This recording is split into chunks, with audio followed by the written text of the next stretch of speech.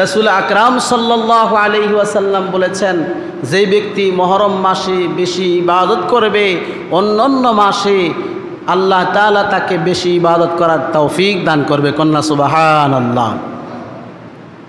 এই জন্য অবশ্যই আমরা বেশি বেশি নামাজ পড়ব এবং রোজাও রাখব। বিশেষ করে আশুরার দিনে একটা গুরুত্বপূর্ণ রোজা আছে, আমরা সবাই জানি, সেই রোজাটা অবশ্যই পালন করার চেষ্টা করব। মুহররম মাসে নির্দিষ্ট কিছু ইবাদত আছে। মুহররম মাস কখন আসে আমাদের খেয়াল রাখা উচিত। এই জন্য ভাইয়েরা আমার, আরবি মাসগুলো গণনার ক্ষেত্রে আমরা আরও সচেতন হব। যদিও আমরা আরবি মাসগুলো গণনার ক্ষেত্রে সচেতন নয়, কিন্তু 31 নাইট কখন আসে, আমাদের কখন পহেলা বৈশাখ আসে, ঠিকই আমরা মুসলমান হয়ে এই সমস্ত মাসগুলোর খোঁজখবর রাখি, ঠিক না ঠিক? আল্লাহ পাক আমাদের সবাইকে সঠিক সমঝ দান করেন, বলেন আমিন। মুআজ্জাজ মুহতারাম, বলতেছিলাম ভাইয়েরা আমার, আরবি মাসগুলোর গণনা করার ক্ষেত্রে যেমন সওয়াব আছে, তেমন গুরুত্বপূর্ণ ইবাদতের সাথে একটা সম্পর্ক আছে।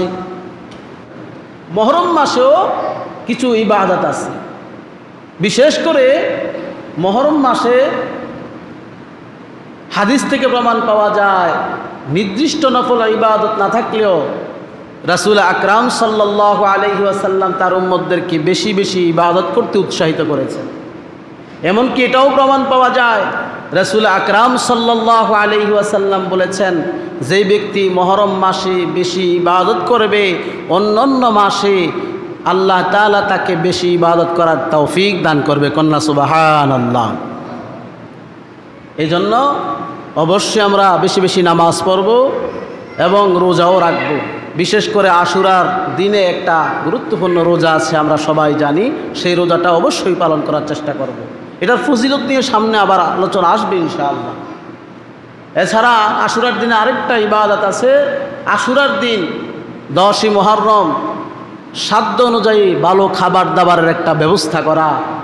রাসূল আকরাম সাল্লাল্লাহু আলাইহি ওয়াসাল্লামের হাদিস দ্বারা প্রমাণ পাওয়া যায়, কেউ যদি সাধ্য অনুযায়ী মুহররম মাসের 10 তারিখ 10ই মুহররম ভালো খাবার দাবারের আয়োজন করে, আশা করা যায় আল্লাহ পাক রব্বুল আলামিন অন্যান্য মাসগুলোতেও তাকে ভালো খাবার দাবারের তৌফিক দান করবেন। সুবহানাল্লাহ।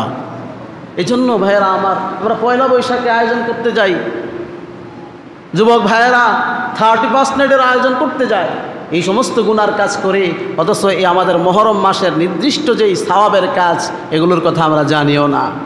জানতে হবে, মুসলমানদেরকে সচেতন হতে হবে।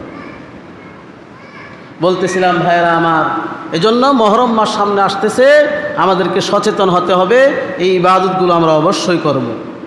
বেশি বেশি নফল ইবাদত, বেশি বেশি নামাজ, রোজা, বেশি বেশি দান সদকা সহ 10ই মুহররম আশুরার দিনে ভালো খাবার দাবারের একটা ব্যবস্থা করার দরকার।